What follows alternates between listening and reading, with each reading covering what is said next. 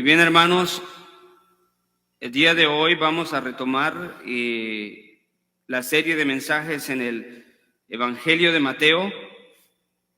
Y si ustedes se recuerdan, siempre les he mencionado esto de vez en cuando, pero hoy creo que es un buen tiempo para recordarlo. La serie de mensajes del Evangelio de Mateo se trata, o el título es En busca del Rey y su reino.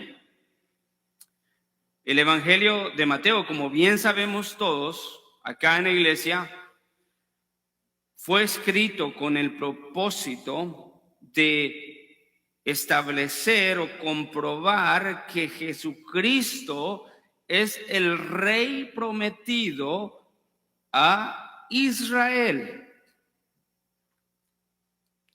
Y que ese Rey prometido vino y nació. Y tuvo un ministerio. Dios encarnado, Emmanuel con nosotros. O Dios con nosotros. Y Mateo empieza dando la genealogía, vemos el ministerio de Jesús, cómo se desarrolla, las palabras de Dios, este es mi hijo amado, y luego vemos las enseñanzas del reino que los hombres se asombraban y nunca hemos oído hablar a un hombre como este hombre habla. Y luego corrigiendo lo deficiente en la religión del hombre, que tuerce la palabra de Dios. Y llegan los milagros. Y cada uno de ellos está direccionado específicamente para evidenciar el poder de Jesús como el Mesías en una específica área. Poder sobre la enfermedad. Sanando con autoridad y declarando solamente la palabra de sanidad, en otras veces tocando. Poder sobre la tormenta, o sea, el poder sobre la creación que él mismo hizo. Y me recordaba esto en el estudio de providencia, es de que si creemos de que Dios es un Dios creador, entonces la lógica o la consecuencia es de que Él es un Dios que actúa y obra a través de su creación. Y en este caso Jesús, el Mesías, el Rey prometido a los judíos, demostró no solamente poder para sanar la enfermedad del hombre, poder sobre la naturaleza, poder sobre el mundo espiritual, poder, amado hermano, que podríamos concluir que es lo más importante, poder para perdonar pecados.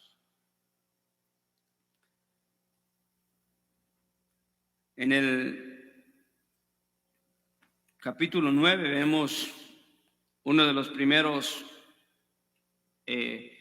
milagros en donde Jesús correlaciona la sanidad con la restauración del alma.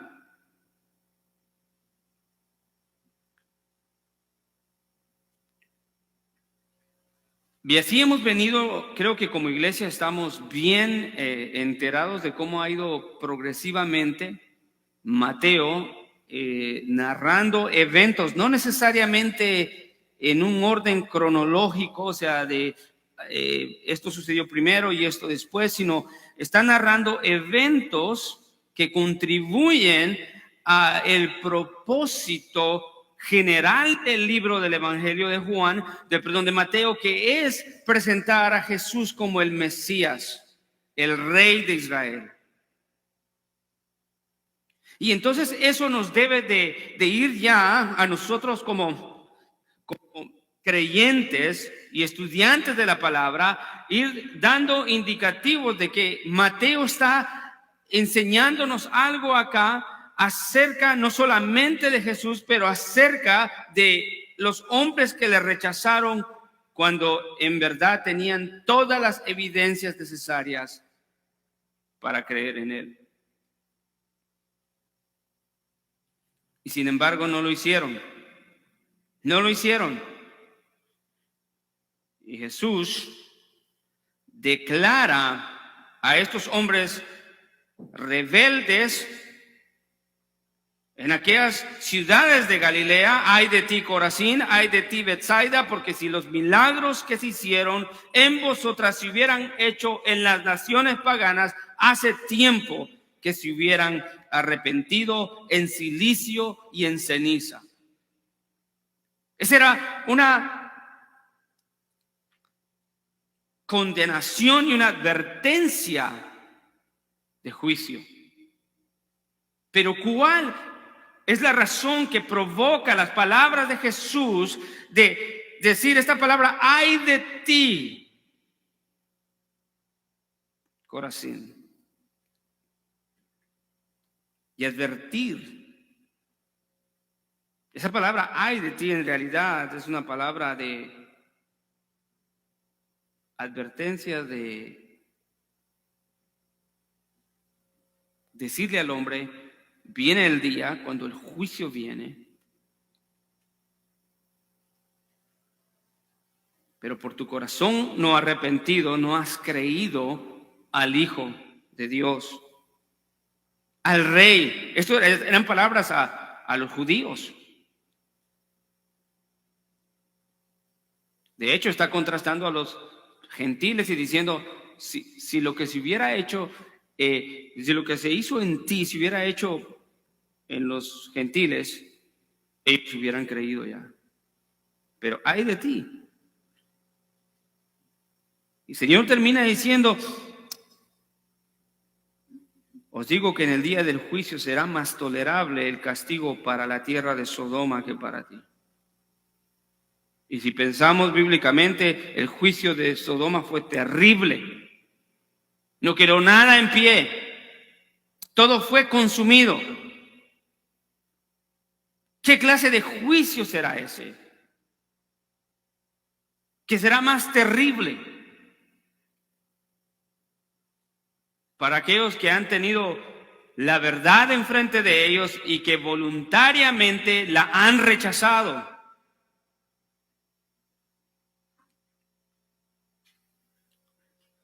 El mensaje de hoy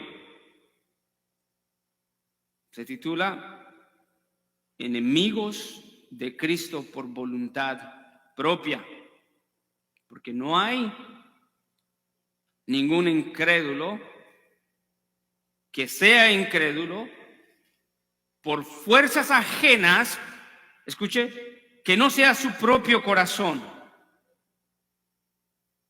rebelde, soberbio.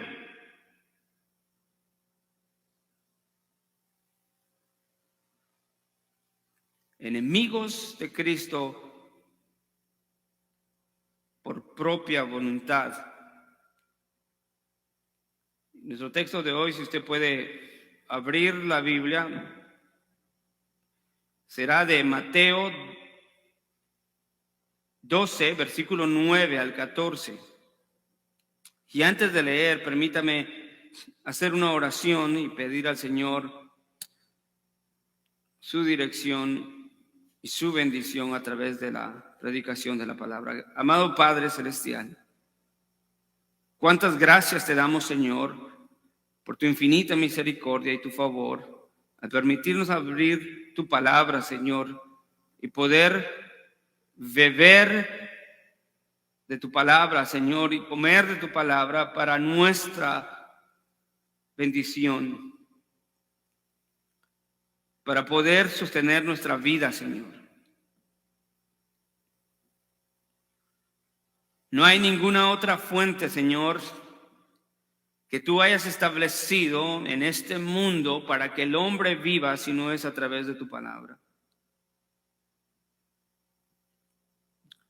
Por eso, como hombres debemos de acudir a tu palabra constantemente, sedientamente,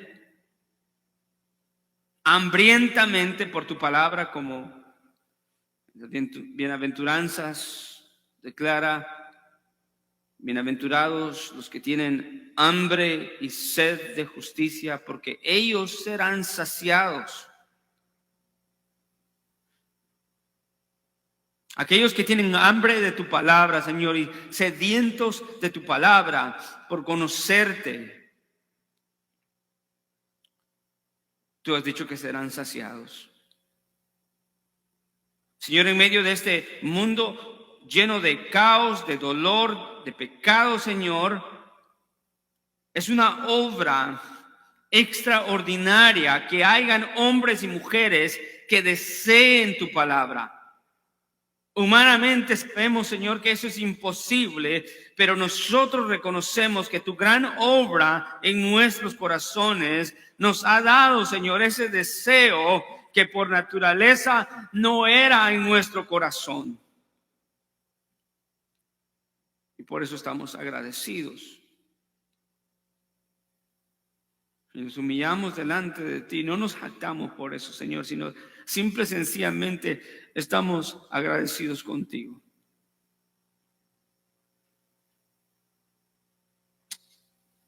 En el nombre de tu Hijo amado Jesucristo, te damos gracias. Amén.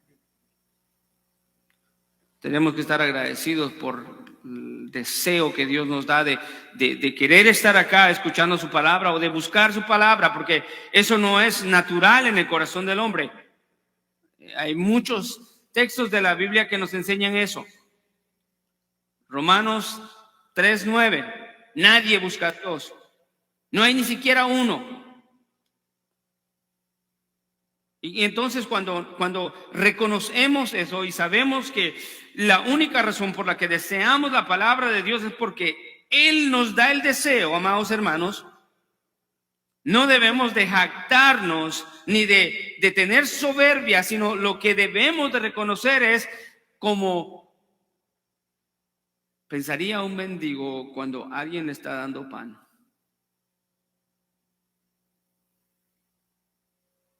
Completo agradecimiento al Señor. Si no vemos eso, hay algo que está mal. Mateo 12, versículo 9 al 14, si lo lee conmigo. Y por favor tenga la Biblia abierta porque vamos a ir viendo texto por texto, si el Señor lo permite. Pasando de allí, entró en la sinagoga de ellos, y aquí había un hombre que tenía una mano seca, una mano paralizada. Y para poder acusarle, le preguntaron diciendo: ¿es lícito sanar el día de reposo? Esta pregunta se la hacen los fariseos a Jesús. Y Jesús les dijo: ¿qué hombre habrá de vosotros que tenga una sola oveja, si ésta se le cae en un hoyo en el día de reposo, no le echa mano y la saca? Pues cuánto más vale un hombre que una oveja. Por tanto, es lícito hacer el bien en el día de reposo. Entonces dijo al hombre: extiende tu mano. Y él la extendió y le fue restaurada, sana como la otra. El Evangelio de Lucas dice que fue la mano derecha. Pero cuando los fariseos salieron, se confabularon contra él para ver cómo podrían destruirle. Esa palabra confabular, por lo menos para ahora, tiene el significado de conspirar, maquinar o complotar algo. No es una palabra muy común en español, ¿verdad? Pero vamos a hablar algo de esa palabra al final que revela mucho acerca del corazón del hombre. Bueno, ¿y cómo llegamos hasta este lugar? Jesús dice que pasando de allí entró a la sinagoga de ellos. Los otros evangelios dicen que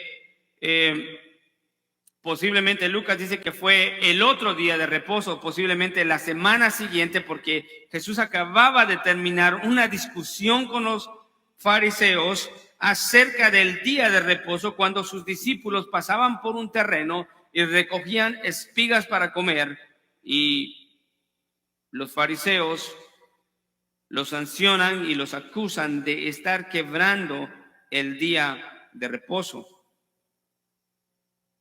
Y Jesús le responde.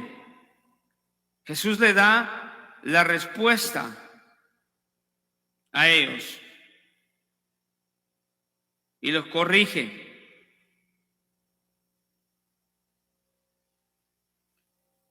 En este caso, siendo el otro día de reposo, Jesús voluntariamente y a propósito nos enseña la palabra que pasó y entró a la sinagoga de ellos. Ya ella había tenido una discusión en cuanto a que Él es el Señor del día de reposo y Él es mayor que el templo.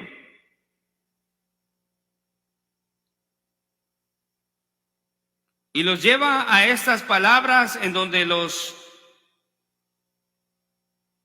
reprende diciéndoles: misericordia quiero y no sacrificio.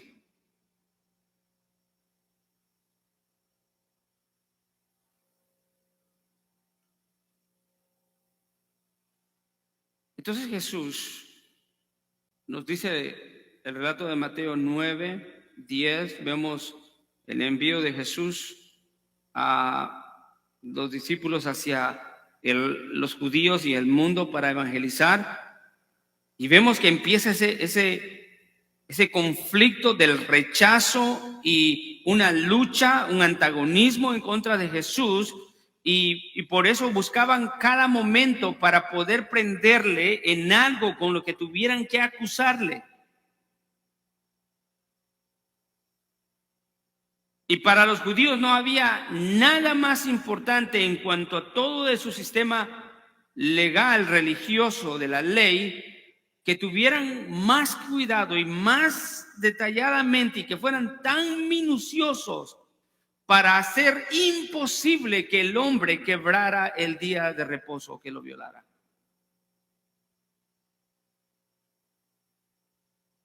Ellos, según dicen los estudiosos, habían hecho tan difícil y tan imposible para los hombres quebrantar el día de reposo, que hasta lo convirtieron en una carga o en un trabajo, lo cual era contrario al día de reposo.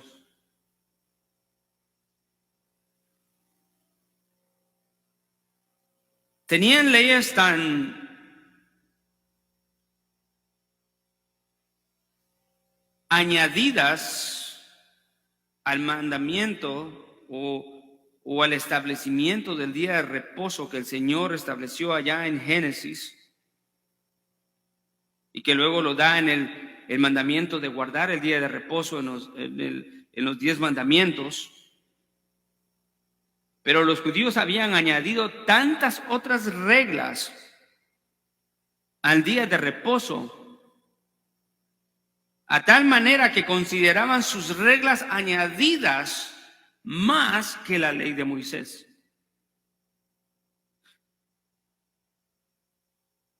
Y se habían convertido en hombres que lo único que podían pensar era en los detalles religiosos, de cómo mantener no el día de reposo, sino las leyes o mandamientos añadidos para no quebrar el día de reposo. Le leo esto, lo que el comentarista Edersheim nos comenta acerca de esto. Dice que si un hombre deseaba trasladar una gavilla o un ramo de plantas de un campo para otro campo, no podía hacerlo porque eso significaba trabajar,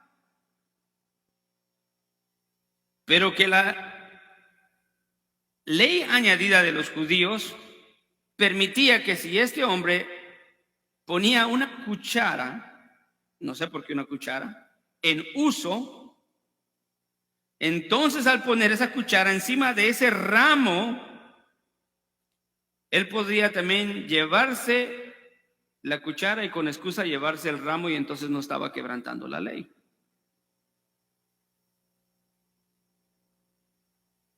También dice que estaba prohibido tapar con cera el hoyo de una cubeta de agua del cual se estaba saliendo el agua, porque hacer eso significaba trabajar. Tampoco era permitido limpiar una herida de un hombre. Y dice él, teniendo ideas así, los fariseos que presenciaron la conducta de Jesús y sus discípulos, ¿cómo no la iban a condenar con tal severidad? Porque para ellos era una grande profanación hacer algo en el día del sábado. O sea, a tal punto que habían condiciones en las que podían ser apedreados.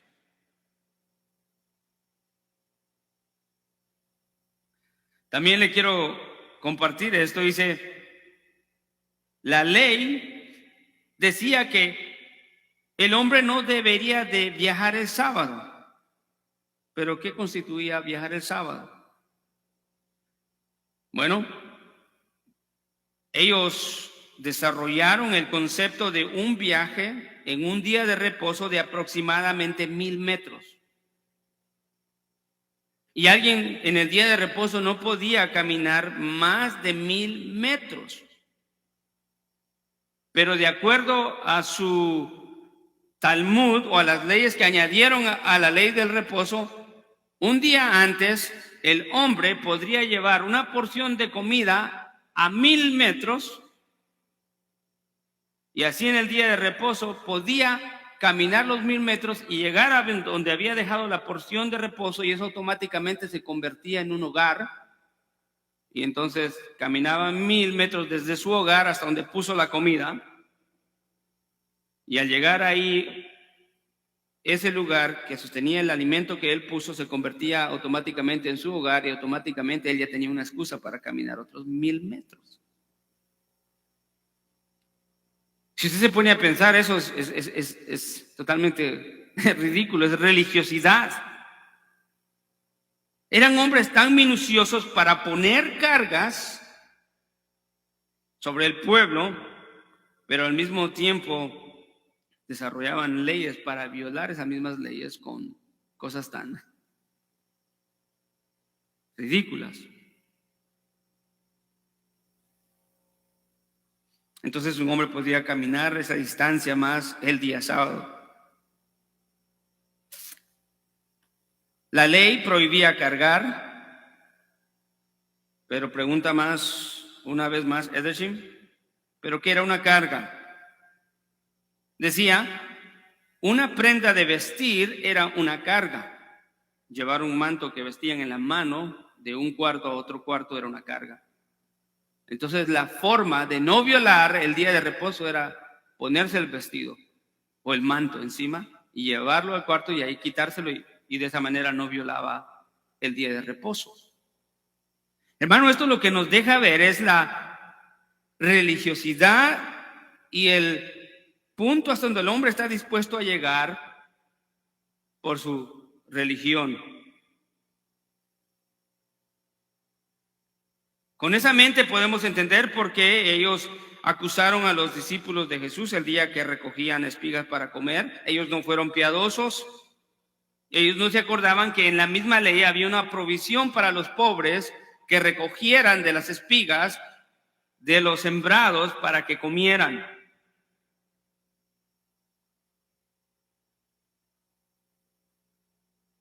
Jesús, sabiendo eso, en el versículo 9, Se nos dice que él entró a la sinagoga de ellos. ¿Qué era la sinagoga de ellos? Era el lugar en donde ellos tenían todas sus actividades. Y sorprendentemente, la sinagoga, amados hermanos, no es como el sentido de la iglesia como tenemos nosotros hoy en día. En la sinagoga, durante la semana, podrían tener actividades no religiosas, podían ser actividades administrativas, podían ser actividades de reunión o enseñanza o escuela para los niños, pero el día sábado se convertía en un lugar de adoración en donde cualquier persona era invitada y podía tomar el centro y leer las escrituras o hablar las escrituras, no necesariamente un maestro de la ley. Y vemos que Jesucristo muchas instancias visitó las sinagogas y tenía como costumbre visitar las sinagogas para poder leer las escrituras. Entonces, sí, Jesús entró a la sinagoga de ellos sabiendo cuál era el orden o lo equivocado en cuanto a la percepción de la adoración de los judíos, pero a él no le importaba eso. Él primordialmente iba porque quería estar en aquel lugar en donde se adora a su Padre.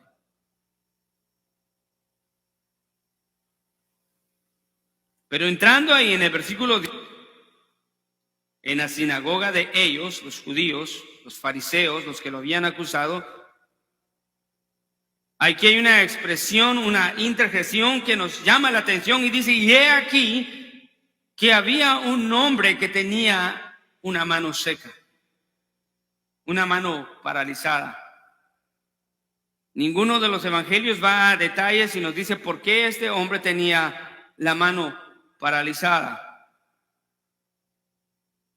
No sabemos si estaba ahí por su propia voluntad o si estaba ahí porque los mismos fariseos lo habían llevado por causa de tentar a Jesús.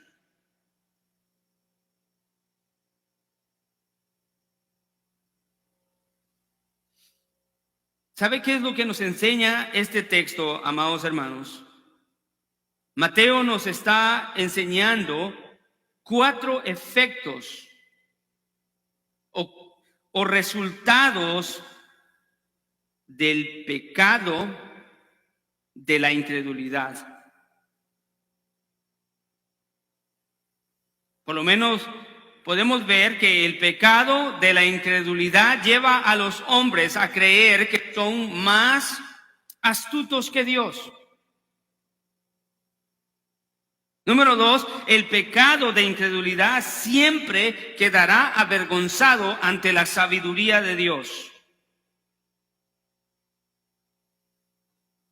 Número 3, el pecado de la incredulidad un día enfrentará la autoridad de Dios. Y número 4, podemos ver en este texto que el pecado de la incredulidad es enemigo mortal y feroz de Dios. Estos hombres pensaron de ellos a sí mismos muy astutamente y pensaron ser más inteligentes que el Mesías. No se sabe si este hombre paralítico estaba en la sinagoga por voluntad propia o porque era común que viniera cualquier persona. No habían restricciones estrictas. Pero estando él ahí, providencialmente los judíos ven una oportunidad para atacar a Jesús y acusarle.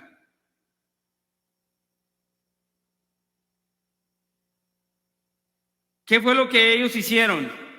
Viendo al hombre y viendo a Jesús, le preguntaron diciendo, Señor, ¿es permitido sanar el día de reposo?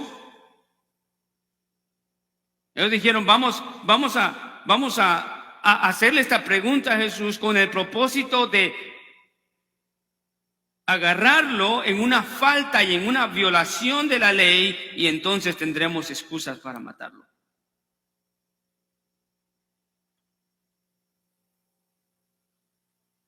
Amado hermano, estos judíos no es que no creían que Jesús pudiera sanar, ellos sabían que Jesús podía sanar.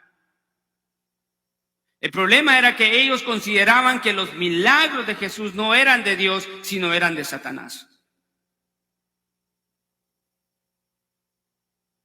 Vaya conmigo a Mateo 9:34. Ese era el problema de estos judíos. Ellos no era que no creyeran que Jesús sanara, sino que Mateo 9:34 dice, pero los fariseos decían, Él echa fuera a los demonios por el príncipe de los demonios. ¡Qué pecado! Entonces ellos ven esta oportunidad, no porque quisieran ser sarcásticos con Jesús o que pensaran que Él no iba a tener la capacidad de sanar. No, ellos sabían que Jesús podía sanar. Pero lo que ellos querían era hacerle la pregunta y que Él hiciera la sanidad y acusarlo. Esto demuestra, amado hermano, de una manera muy peculiar el peligro de la religiosidad de los hombres. Estos hombres sabían que Jesús podía sanar, pero más allá de saber que Jesús podía sanar, estos hombres eran maestros de la ley.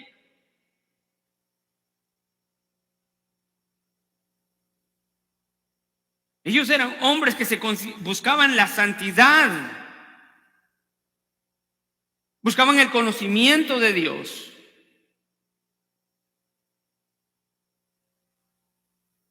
Y sin embargo fueron incapaces de reconocer que al que tenían enfrente no era Satanás, sino que era el Hijo de Dios.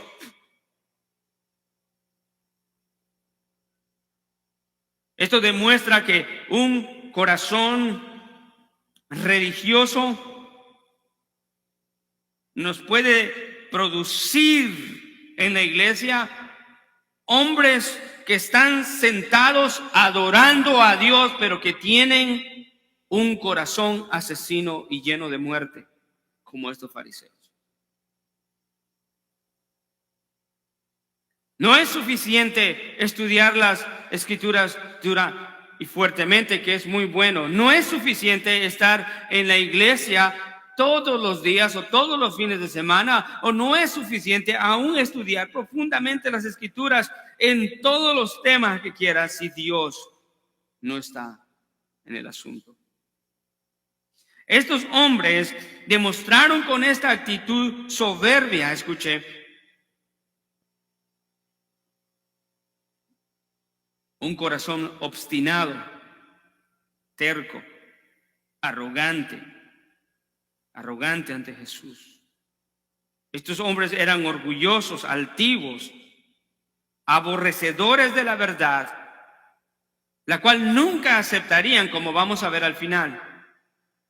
Estos hombres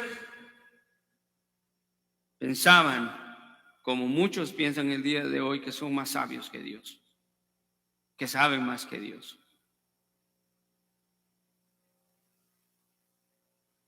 El peligro, hermano, de la religiosidad es que podamos caer en la condición de los hombres que por su incredulidad, su rebeldía y su rechazo continuo de Dios llegan a pensar absurdamente que son más sabios que Dios.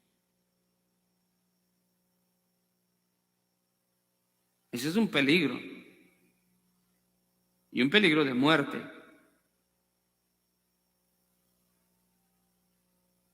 En su ignorancia piensan que pueden tenderle una trampa a Dios y prenderlo en un error. Así es el hombre. Qué inútiles son los hombres así. Su concepto de Cristo es que era un simple hombre, y eso es parte de la incredulidad, que hoy en día se predica el evangelio y que hay hombres fuera, escuche, de la iglesia y posiblemente dentro de la iglesia que creen que Cristo Jesús es un simple hombre. Y lo demuestran a través de sus actitudes y de su vida. y cómo es que tratan su relación con Dios. Si yo decido ignorar y despreciar todo lo que Dios me ofrece a través del Evangelio, no estoy siendo un hombre sabio, no estoy siendo una mujer sabia, estoy siendo un hombre inútil.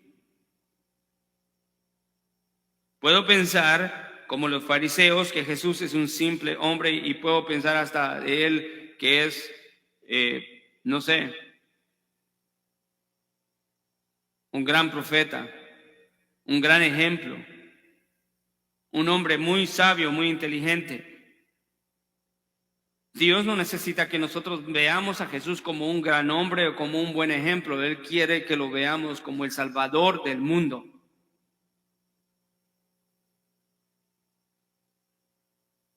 Porque la única manera de poder derribar esa pared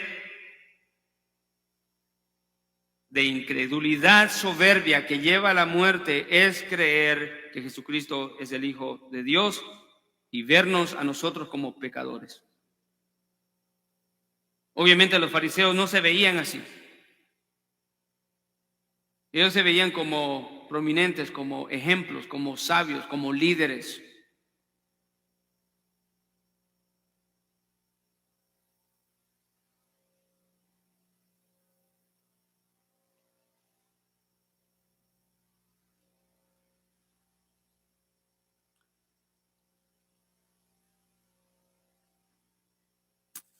Jesús no era un simple ser humano.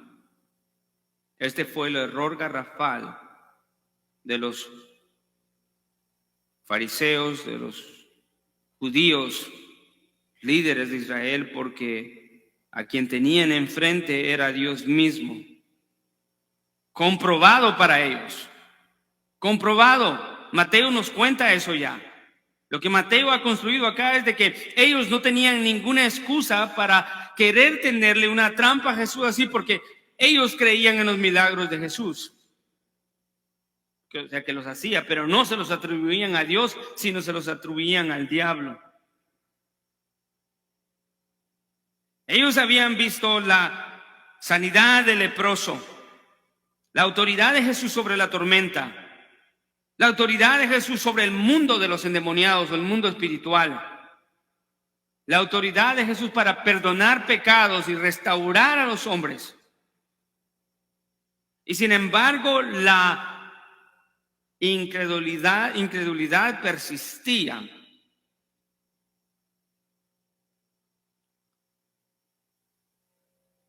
Mateo nos dice de todo esto, la incredulidad de los fariseos, amados hermanos, no era una incredulidad nada más como por falta de evidencia, sino era una incredulidad moral y consciente. Ellos no querían, escuche, a Jesús. No porque no tuvieran evidencias, sino simple y sencillamente porque no lo deseaban. Amaban más su pecado y su religión que a Dios, a quien tenían enfrente. Qué triste condición.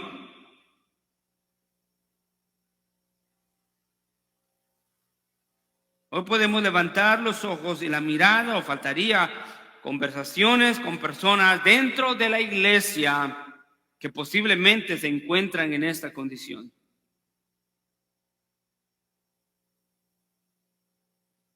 Aparentemente leen la Biblia, van a la iglesia, hacen cosas piadosas, pero no desean a Cristo.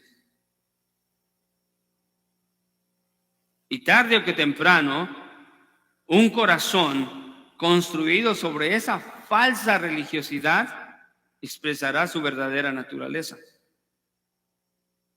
Rechazará a Jesús y será un hombre no compasivo.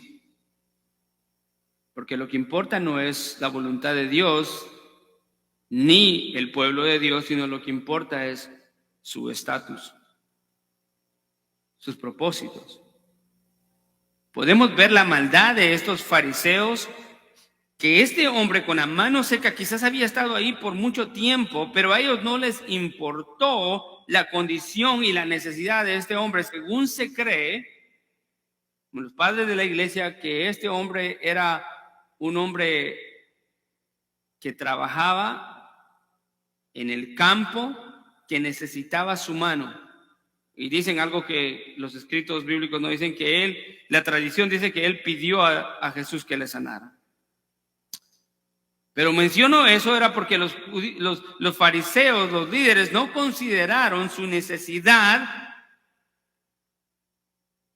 aunque ellos tenían sistemas para ayudar a los enfermos, con oración, compasión y ayuda financiera y alimentos, pero ellos no hicieron eso, sino ¿sabe qué hicieron? La perversión de su pecado los llevó a ver al hombre con la mano paralítica como un objeto para usarlo para probar a Jesús.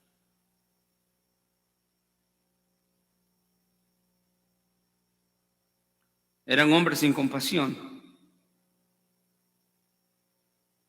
Eso es lo que son los hombres religiosos, los hombres que piensan que saben de Dios. Juan le dice a estos mismos fariseos en el Evangelio de Juan, capítulo 5, ustedes escudriñan las Escrituras, pero aunque las escudriñan, no quieren venir a mí para que yo les dé la vida eterna.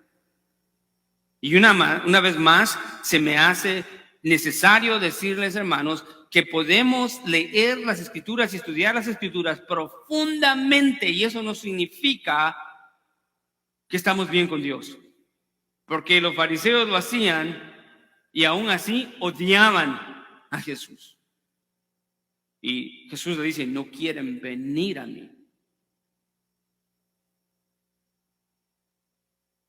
Y si el corazón del hombre se desvía de tal manera con sus instrumentos religiosos y tristemente aún usando la palabra, y si podemos decir que el hombre es capaz de contender en contra de Dios, aunque se cree religioso, aunque se desvela estudiando la Biblia,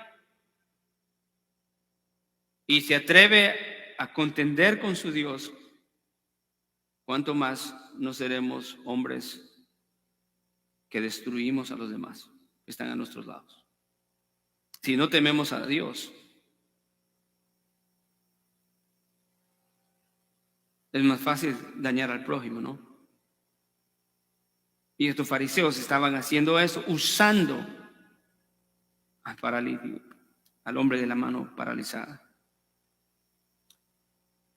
Pero Jesús les contesta a estos hombres faltos de misericordia, que no tomaban en cuenta la necesidad física de este hombre. Estos hombres mostraron una falta de sensatez y compasión.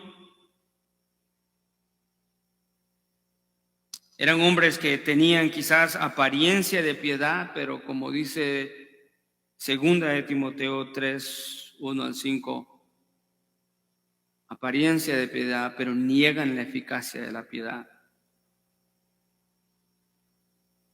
Hermanos, yo quisiera hacerle una exhortación a cada uno de ustedes, hombres, mujeres, jóvenes.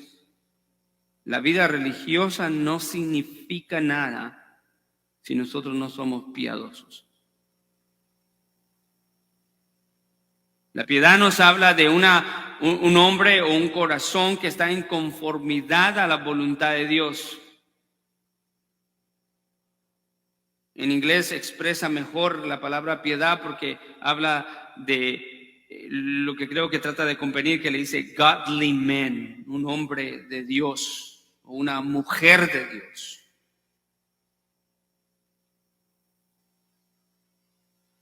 No se trata de asistir a estudios, no se trata de crecer en conocimiento, no se trata de ir a la iglesia o hacer el ABC de lo que se hace en la iglesia si nuestro corazón está pervertido y no tiene como fruto la piedad.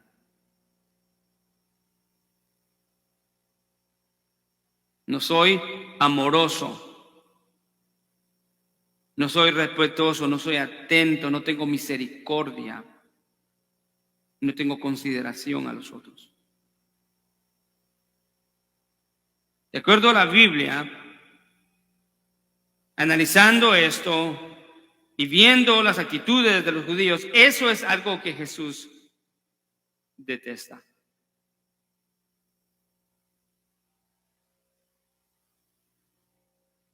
Y oiga la manera en la que Jesús le responde a los judíos: ¿es lícito, es permitido, es bueno sanar el día de reposo? Jesús les dice: ¿qué hombre habrá de entre vosotros que tenga una sola oveja? Se le da esta analogía y toma una oveja, un animal. Él dice: ¿qué hombre de entre vosotros que tenga una sola oveja? El hecho de que haya aquí un énfasis de que ese hombre tiene una sola oveja, se nos dice que este hombre era pobre.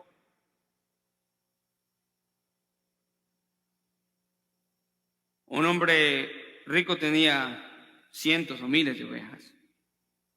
Y dice Jesús: y si ésta se le cae en un hoyo en el día de reposo, no le echa la mano y la saca. Aquí no está la respuesta, pero implícitamente ellos sabían que la respuesta era: sí, es lícito sacarle y echarle la mano a la oveja y sacarla del hoyo.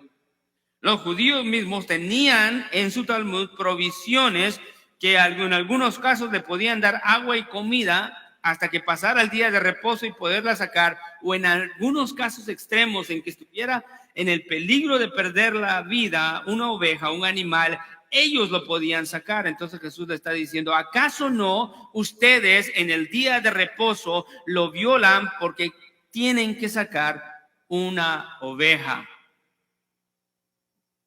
Y les dice: pues cuánto más, hombres hipócritas, cuánto más vale un hombre que una oveja. Por tanto, es lícito hacer el bien en el día de reposo. Escuche bien, no solamente les dice, no solamente es permitido hacer el bien, sino se debe hacer el bien en el día de reposo. Un comentarista decía: esto, lo que vemos acá, es un cuadro que los judíos estaban argumentando en contra de Jesús, que no se podía hacer nada por la adoración a Dios. Y estaban correctos en eso. Pero la Biblia nos enseña que el día de reposo fue hecho para el hombre, para Dios, perdón, sino fue hecho ¿para quién? Para el hombre, para que el hombre descansara y en ese descanso sirviera a Dios. Pero tenían enfrente aquel que verdaderamente sirve a Dios con toda fidelidad, porque es el Hijo de Dios. De todos los hombres, el mejor siervo de Dios es Cristo Jesús. Y Él estaba ahí. ¿Y qué más que servir a Dios en el día de reposo, trayendo el verdadero reposo a un hombre con una necesidad? Y los fariseos eran tan ciegos porque no pudieron captar que la vida de un hombre, de acuerdo a Jesús, es más valiosa que la vida de una oveja.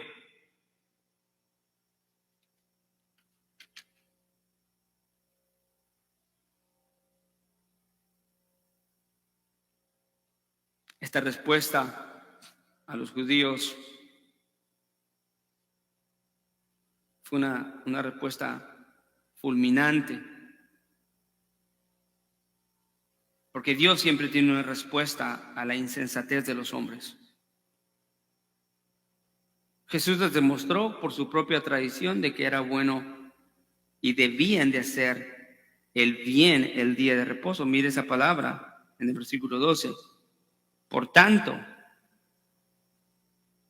es lícito, la última parte, hacer el bien. Jesús no dijo, por tanto es lícito sanar en el día de reposo, sino es lícito hacer toda clase de bien. La palabra bien incluye eso, ¿verdad? ¿Qué es un bien? Bueno, toda cosa buena que podamos hacer por el prójimo. Jesús dice, no solamente es sanar el día de reposo, sino que es lícito hacer el bien el día de reposo.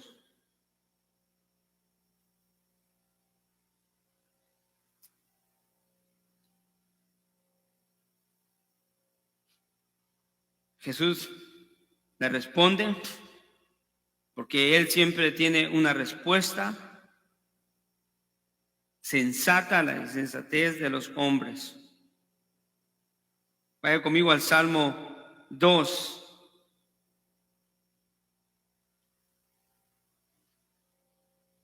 Versículo 1 al 5. Vea lo que dice la palabra del Señor de los hombres que tratan de creerse más astutos y más inteligentes que Dios. Dice, ¿por qué se sublevan las naciones y los pueblos traman cosas vanas? Se levantan los reyes de la tierra y los gobernantes traman unidos contra el Señor y contra su ungido, diciendo, rompamos sus cadenas y echemos de nosotros sus cuerdas. Escuche el versículo 4, dice, el que se sienta en los cielos, o sea, Dios, se ríe y el Señor se burla de ellos. Luego les hablará en su ira y en su furor los aterrará. Dios siempre tiene una respuesta sensata, correcta, puntual a los hombres insensatos. La respuesta divina a la actitud rebelde, burlona y soberbia de los hombres siempre será clara, contundente. Los fariseos fueron irónicos, subestimaron a Jesús y en su locura pensaron que podían tenderle una trampa al Mesías. Imagínense esta actitud tan obstinada. Pero Jesús les dio una respuesta lógica y sensata para dejarles saber lo absurdo de su intento de burlarse de Jesús y querer ser más inteligentes que Él. Wow, qué peligro es eso, amado hermano. Que la religiosidad lleve al hombre a pensar a tal grado que puede ser más sabio y más inteligente que Dios. Y lo que está haciendo con eso es cavar su propia tumba, su propio juicio delante de Dios.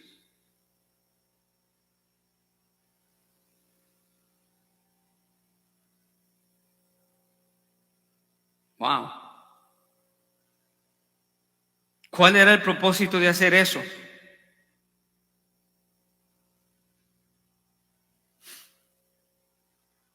¿Sabe cuál era el propósito?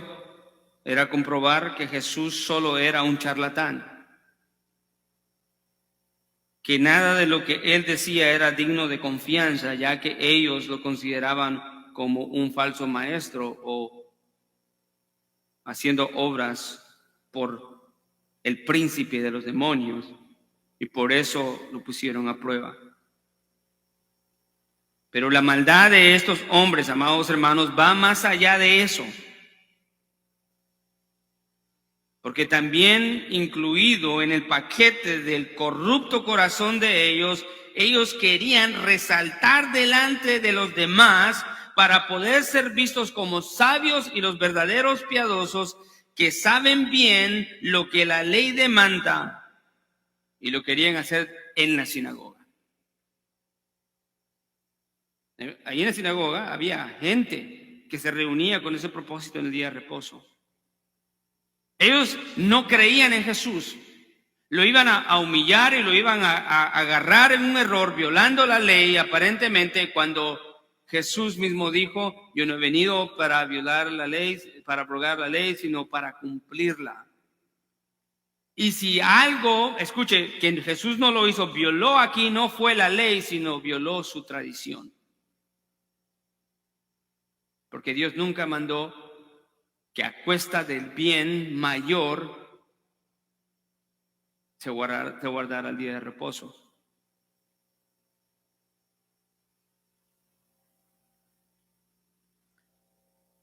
Estos hombres querían verse bien delante de la congregación de la cual ellos eran líderes. Esa es una característica, amados hermanos, de un corazón religioso. Y como dice Juan Calvino, hay hombres que hacen cosas piadosas por razones perversas.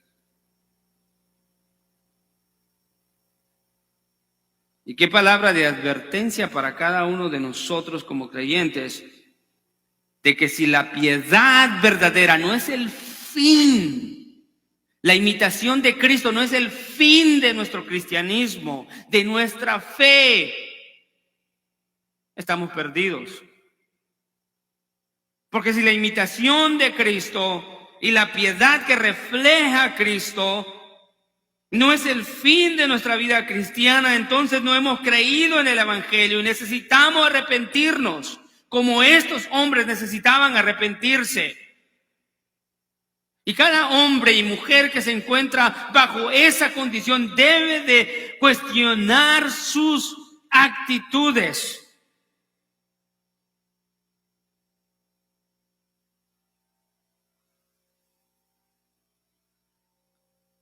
Y analizar si su vida cristiana, que es segura en Cristo Jesús, escuchen, no puede haber un desvío tan drástico de la vida cristiana, porque tenemos la palabra, fuimos salvos, tenemos el beneficio de ser exhortados en la iglesia domingo a domingo y ser exhortados por la palabra de Dios, pero sobre todo tenemos al Espíritu Santo que nos ayuda. Estos hombres, para actuar así, eran ajenos al Espíritu Santo. No había una sensatez mínima ni la más pizca prueba de una verdadera vida espiritual. Hacían, escuchen, lo que hacían por su pecado. Cuando se encuentran con Jesús, lo rechazan y empiezan a contender con él y le empiezan a tender trampas y lo quieren de alguna manera avergonzar en medio de la sinagoga, y Jesús termina avergonzándolos a ellos diciéndolo: ustedes en su propia tradición tienen que se puede salvar una oveja en el día de reposo, ¿cuánto más? Esa es la implicación. ¿Cuánto más nos vale la vida de un hombre?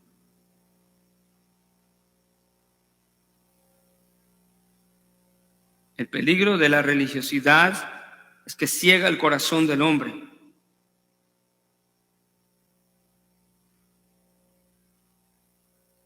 Una evidencia de la verdadera espiritualidad es una constancia en el camino de la piedad.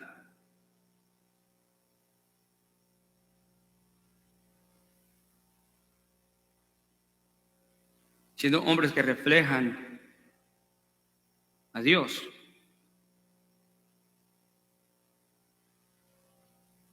Efesios 5:1, sed pues imitadores de Dios como hijos amados. Si nuestra vida no es una vida que imita a Dios en paciencia, amor, humildad y mansedumbre, cosas que le hacían falta a estos religiosos fariseos, no tenían ni humildad, ni mansedumbre, ni compasión. Ellos hacían pedazos a la gente y en su afán de destruir a Jesús usan a un hombre enfermo para sus fines perversos.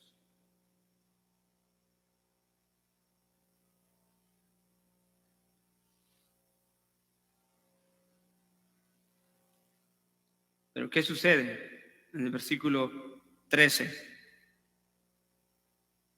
después de que Jesús le responde, no nos dice Mateo qué sucede, pero lo que sí nos dice el Evangelio de Marcos es que Jesús se enfureció con esa clase de actitud para con ellos.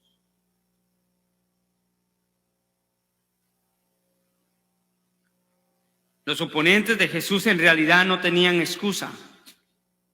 Ellos no podrían decir que nunca Dios les dio suficientes pruebas de que Jesús era el Mesías, su rey, porque Él los envió a ellos, a los suyos vino y los suyos, ¿qué? No le recibieron.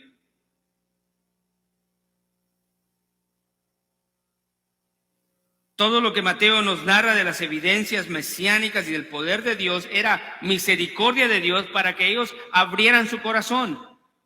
Si no creen a mi palabra, por lo menos crean a las obras que yo hago, les decía el Señor. Estos oponentes de Jesús no tenían en realidad excusa.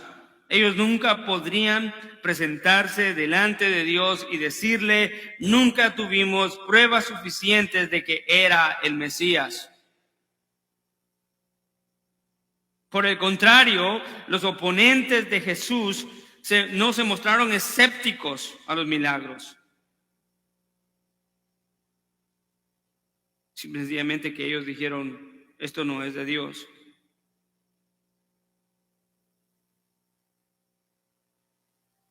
Jesús,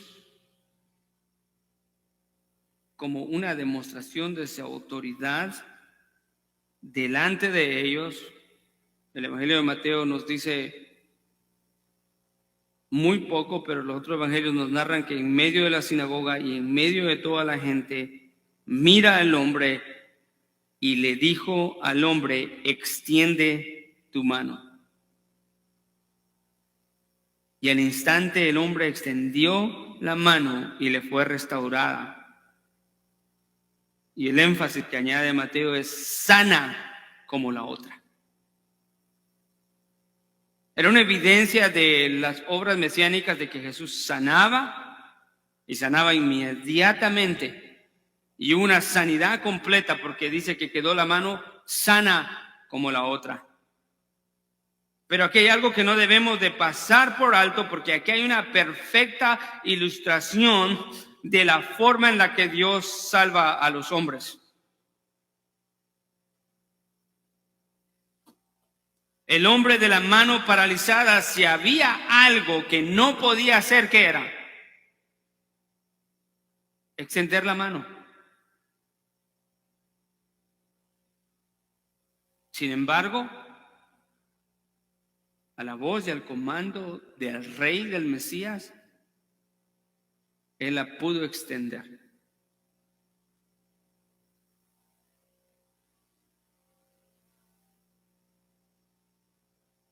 La extendió de él, sí, él la extendió. Pero ¿quién le dio el poder para extenderla? Cristo mismo. Un comentarista dice que Dios demanda del hombre lo que el hombre no puede hacer para luego él darle el poder para poderlo hacer.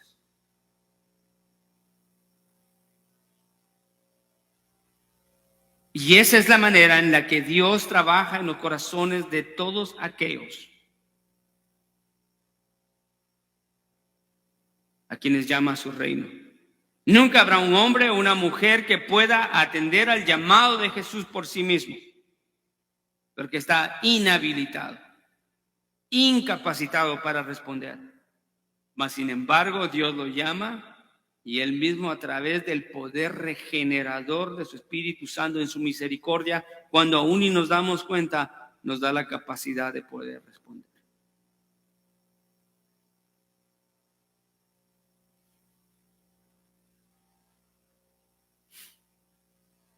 Esto es algo que no sucedió en la vida de los fariseos, pero sucedió en la vida de este paralítico. La diferencia, ¿cuál es? Que Dios no tuvo misericordia de los fariseos religiosos. No, Dios tuvo misericordia de todos al mostrar sus señales y sus milagros y la autoridad de su mensaje. El problema aquí, lo cual es también el distintivo de todo lo que nos ha hablado Mateo desde el capítulo 8 hasta este capítulo, es que la religiosidad es un impedimento para la salvación. Porque si el hombre no se ve como necesitado, como miserable, como pecado, como un pecador, por razones lógicas y consecuentes de su manera de pensar, no necesita un Salvador.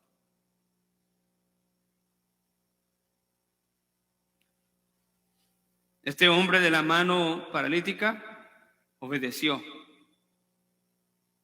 Quizás él pudo haber dicho, Señor, pero si me estás diciendo que haga algo que no puedo. Pero no estaba en él. Él lo que hizo fue ¿qué? Obedecer.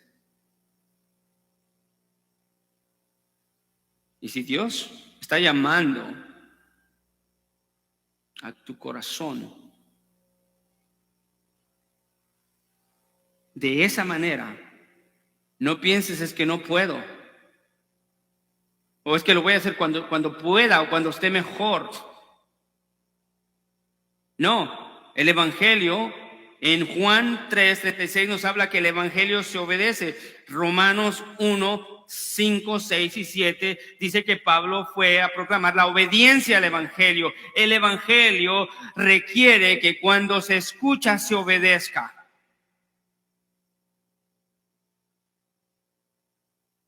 Lo demás le toca a Dios. Él lo hará. Este hombre de la mano paralizada, objeto de los fariseos, pero amado por Cristo. Porque la Biblia nos enseña que cada vez que Cristo trajo, escuche, una restauración de sanidad, siempre la relacionó con la fe. ¿Lo quiere ver? Vamos aquí, ya vamos a enfocarnos al final. Véngase a Mateo 9 una vez más.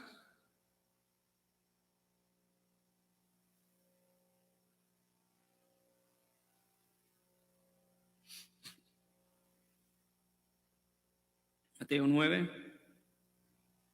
Me fui a Mateo 1. Del 1 en adelante voy a leer, solo acompáñeme con su lectura. Y subiendo Jesús en una barca, pasó al otro lado y llegó a su ciudad.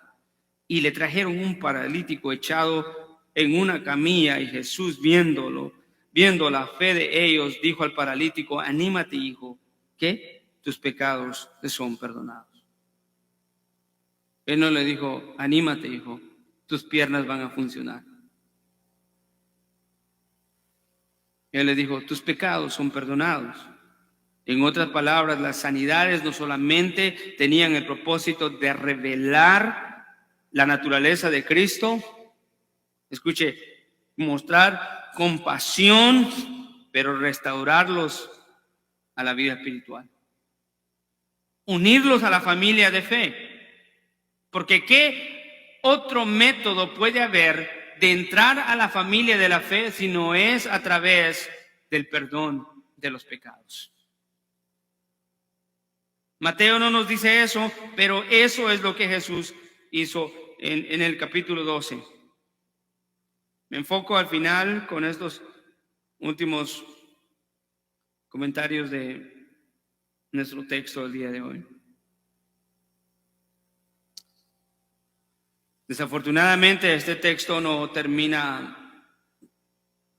con buenas noticias, sino termina evidenciando el peligro de la religiosidad, del pecado, de la incredulidad, no solamente incredulidad por falta de conocimiento, sino incredulidad moral. ¿Sabe la diferencia entre la incredulidad moral y la de falta de conocimiento? Que ninguno de estos hombres podía decir es que yo nunca supe, nunca tuve evidencias de que era el Mesías. No, la incredulidad de ellos era porque amaban más su pecado, era una incredulidad inmoral, rebelde, pecaminosa, que aún Dios en su misericordia, enviando a su Hijo y haciendo obras mesiánicas de compasión y restaurando, escuche, ellos dijeron, estas obras son de Satanás. Para los judíos, las sanidades, las señales y todos los milagros, ¿sabe a qué deberían de haber apuntado en su corazón? A un vislumbre de lo que será el reino de Cristo verdaderamente establecido en la tierra, y para ellos eso era una promesa. Y sin embargo lo rechazaron. Creo que el versículo 14 es otro texto triste de la Biblia que podemos encontrar. Léalo conmigo. Mateo termina este evento narrando que cuando los fariseos se confrontaron con Jesús, les da la respuesta sensata de la respuesta divina y los avergüenza y los deja sin palabras porque no le contestan nada. Y ven una vez más delante de ellos a Jesús sanando a este hombre en el día de reposo. Lo que sucedió en ellos es que salieron de ese lugar y confabularon contra él para ver cómo podrían destruirle. La palabra destruirle en realidad quiere decir cómo poder matarle.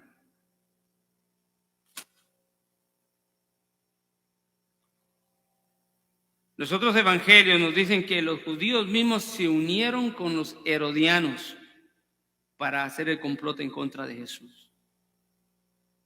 Si sabemos un poquito de la historia de las tradiciones y de los grupos sectarios dentro de Israel, estaban los fariseos, los esenios, los saduceos, los herodianos, los celotes, y cada uno se distinguía por diferentes objetivos y formas de ser, pero los herodianos eran detestados porque eran considerados traiciones. Ellos tenían una lealtad absoluta a Herodes, el cual era el rey de Israel, pero que no era un rey judío, sino era un rey edomita.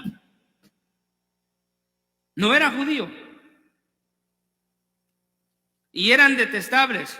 Y en comparación con los fariseos, que se consideraban maestros de la ley, los líderes del pueblo, los que eran santos, ¿sabe qué? Ellos detestaban a los herodianos, tenían conflicto. Y sin embargo, en esta ocasión dijeron: herodianos, tu enemigo Cristo es nuestro enemigo, vamos a unirnos. Salieron de ese lugar y confabularon en contra de Jesús para ver cómo matarlo. La palabra confabular se traduce como conspirar, maquinar o complotar o intrigar.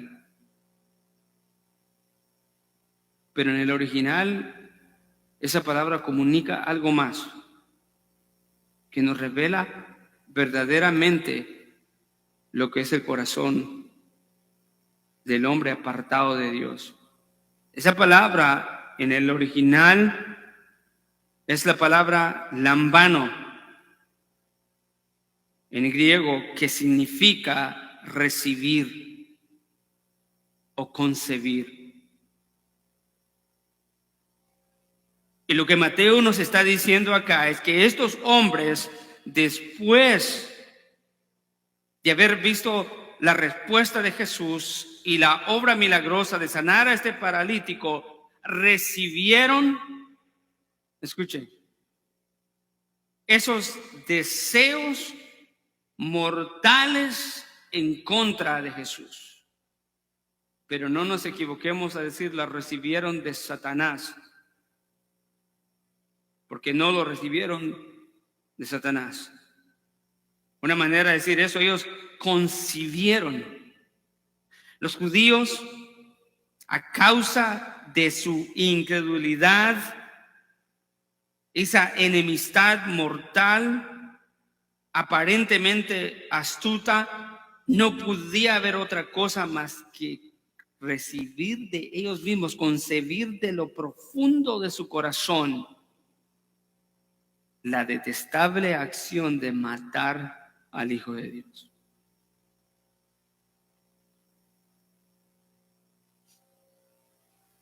Este verbo no siquiera es un verbo pasivo en el que pudiéramos concluir Satanás les dio y les hizo recibir ese deseo de matar a Jesús. No, ese deseo de matar a Jesús nació de su propia maldad y de su propio pecado. La raíz de ese rechazo a Cristo Jesús fue su propio corazón, no otra cosa. Ellos fueron culpables de su incredulidad absolutamente.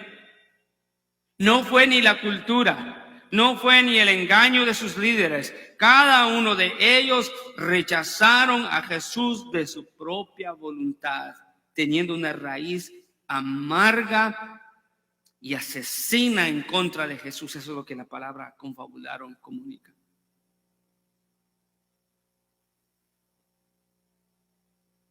Nunca habrá un incrédulo que sea un incrédulo inocente.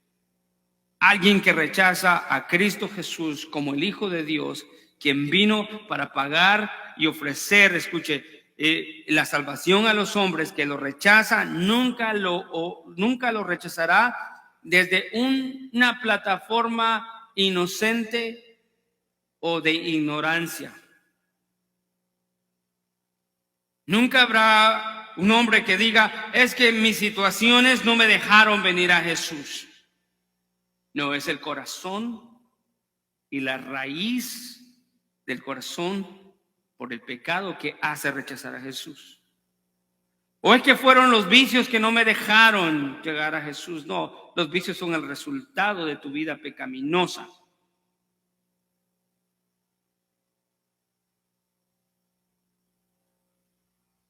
La raíz está en el corazón.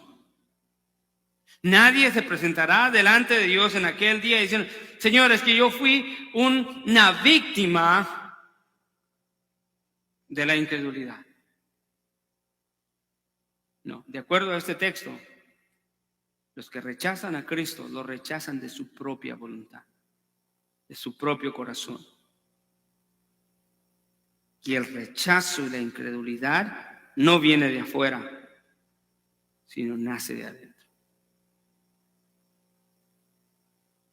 Como alguien dijo por ahí, el problema o el corazón del problema del hombre es su corazón.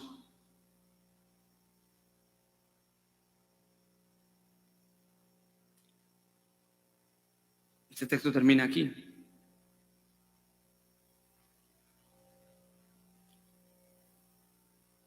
Los hombres, después de ver la grandeza de Cristo y su poder y su sabiduría, lo que concluyen es, vamos a matar.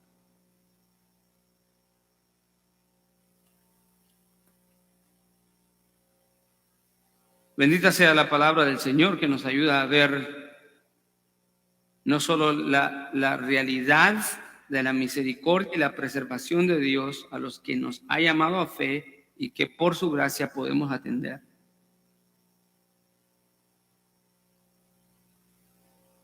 Y ver que solo por la gracia de Dios nos encontramos en aquel grupo que Él invita y dice, venid a mí todos los que estáis cargados y cansados, y yo os haré descansar.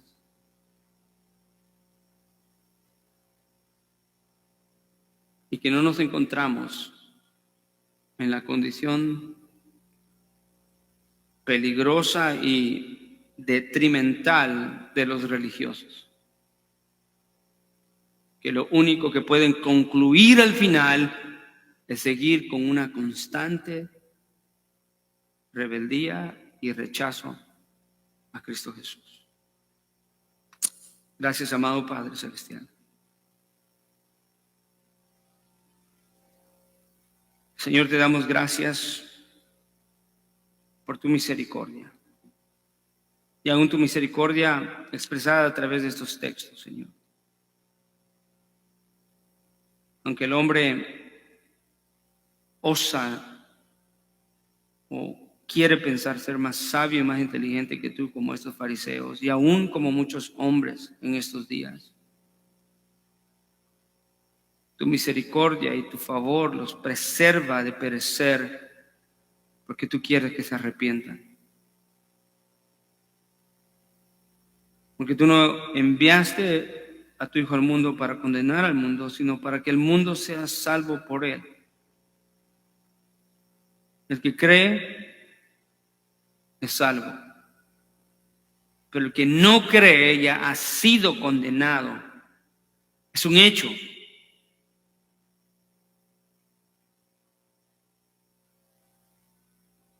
Sin embargo, Señor, tú nos mandas a predicar tu evangelio, porque aún entre el mundo de hombres rebeldes y perversos que rechazan tu palabra y que rechazan tu reino y que rechazan a tu iglesia, Señor, aún en esos hombres que rechazan, hay un pueblo tuyo por el cual tú estás, Señor, moviendo a tu iglesia, tu palabra siendo predicada para salvarlos, aún en medio de esos perversos, rebeldes. Y ahora entendemos, Señor, que es tu gracia preservando, Señor, de no dejar caer tus juicios inmediatamente, como hiciste con estos fariseos. Podrían haber muerto por el enojo de Jesús en contra de su religiosidad sin piedad. Sin embargo, no lo destruiste, Señor, dando la oportunidad para el arrepentimiento de pecados. Te damos gracias, Señor, porque sabemos que la única razón por la que estamos nosotros aquí ha sido por esa paciencia inagotable. Como dice Romanos 2, tu longanimidad que nos condujo, Señor, a la salvación. Porque muchas veces en nuestros actos y nuestros pensamientos fuimos dignos de muerte, Señor. Mas sin embargo, tu misericordia nos mantuvo de pie. Gracias, Señor, en el nombre de tu Hijo amado Jesucristo. Amén.